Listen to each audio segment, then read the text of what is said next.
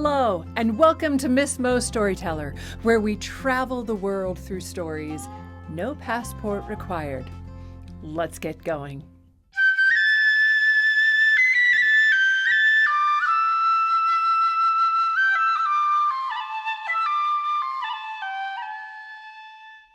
Before we begin our story today, I want you to become a mountain.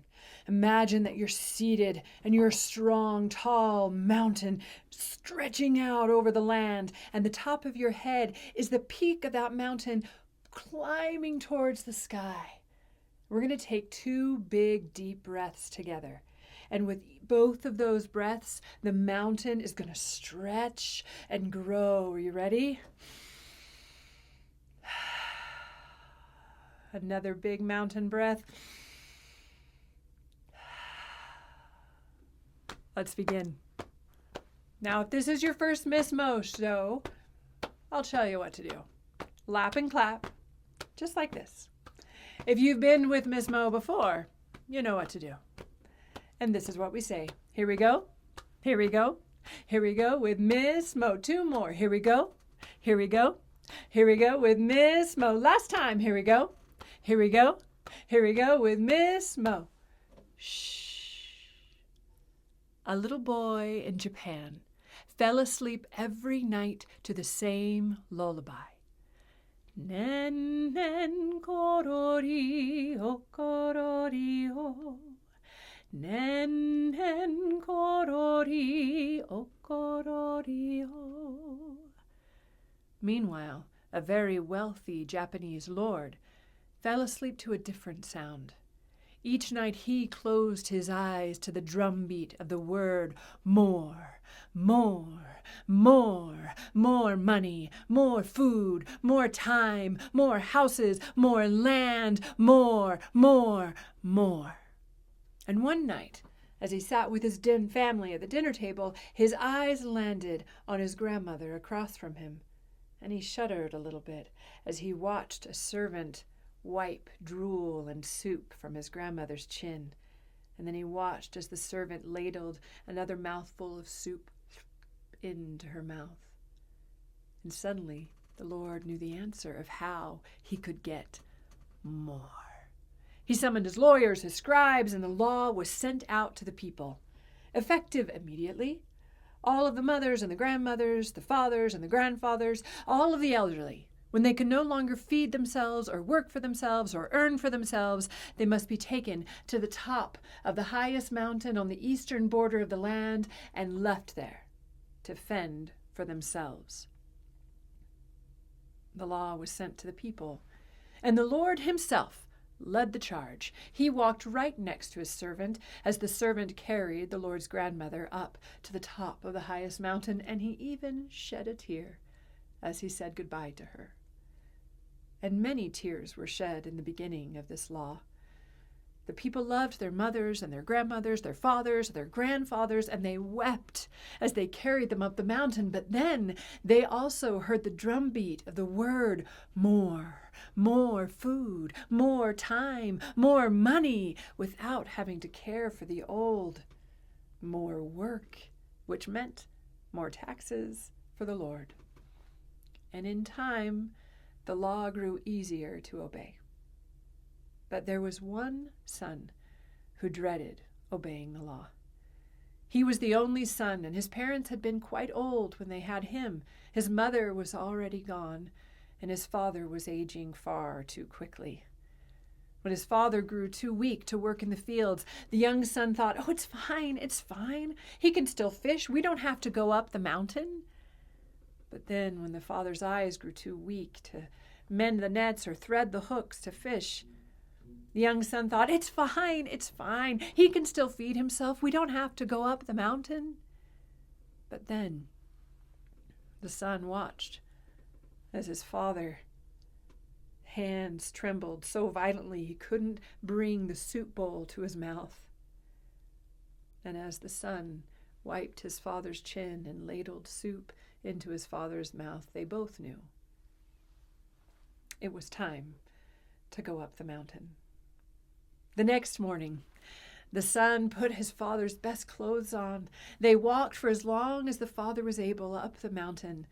And when he could no longer walk, the son bent over and he lifted his father onto his back and carried him up the mountain. Now the father knew what was happening, but he didn't fight or fuss or cry. He simply draped his arms gently around his boy's neck and sang to him, "Nen, nen, korori, o korori, o. Nen, nen, korori, o korori, o." For that was the song his grandmother had sung to him, for her grandmother had sung it to her. But then the young son heard a new sound, the snapping of twigs to the right and to the left. He looked over his shoulder and said, "Father, what are you doing?" And his father said, "I'm marking the path home." And the son said, "Father, you know where we're going. You know you're not coming home." But his father simply patted him on the shoulder and said, "I know, but you are, and I don't want you to get lost." In that moment, the young son made a decision. He stopped. He turned around and he began to walk back down the mountain with his father on his back. When they got home, the young man had to pull his father off of his back. His father kept trying to scramble back up his son's back. He said, "No, take me back up that mountain. Everyone saw us leave. If they see me and tomorrow, they will put you in jail. Take me back up." And the old man was shaking in fear and anger and grief. Finally, the son was able to get him off his back, and he sat him on his bed. And he knelt before him so they were looking at each other eye to eye. And the son said, "I am your son. You are my father. I will take care of you." And the father could sleep. But the son could not. His father was right. All of the neighbors had seen them heading towards the mountain, and if they saw the father in the morning, the son would go to jail, and the father would end up at the top of the mountain anyway. And then he had a plan. In the morning, he woke his father before the sun was in the sky. He walked him out of the house and said, "Look what I've done." And there, under the porch, was a door that was barely visible. And under the porch, behind that door, the son had built a little room for the father. There was a bed and a rocking chair, a table with the lamp, his favorite books, his pipe, his tobacco. And the old father was thrilled. The young son said, "Here, father, this is where you will spend the day. And then at night, after the sun sets, I will come get you, bring you up into the house. We will eat dinner together, and you will sleep in your own bed."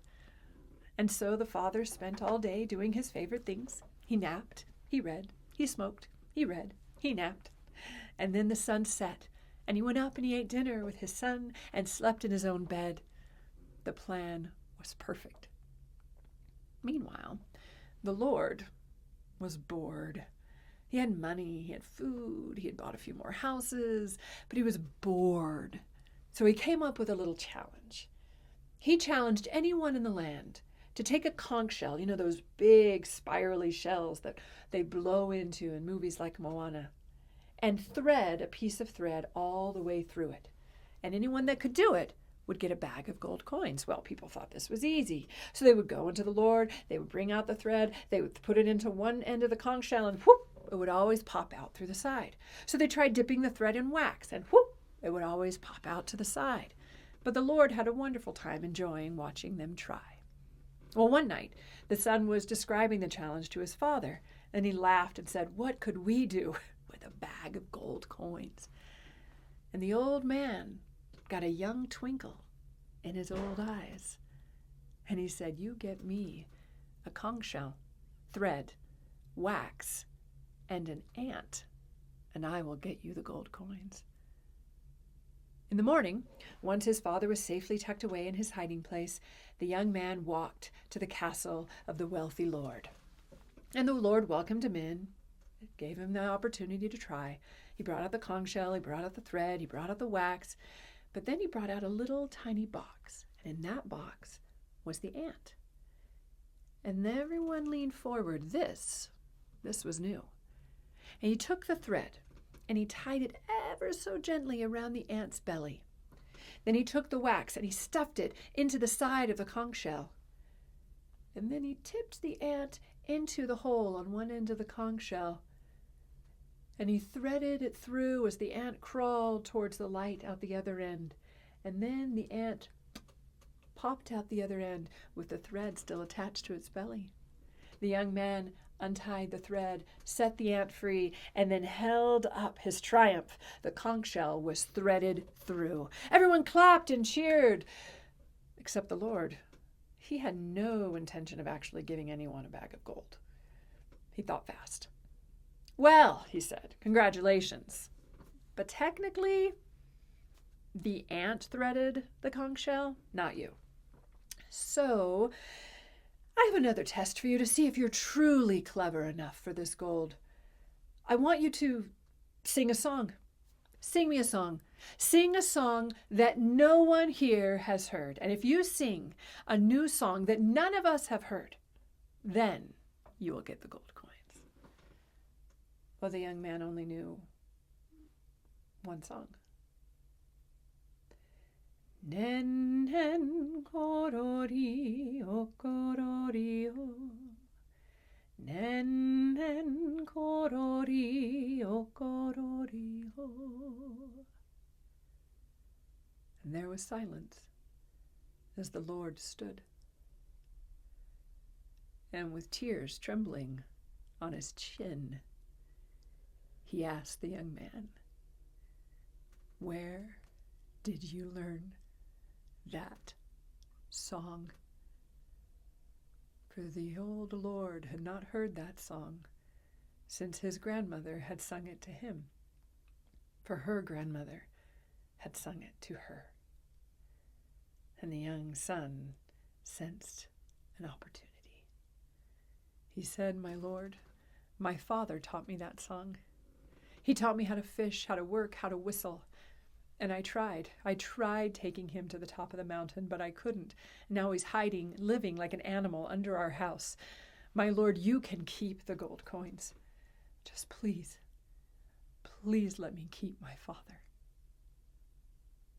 And in that moment, the Lord knew that many more precious things than lullabies would be lost if the old continued to be carried up the mountain.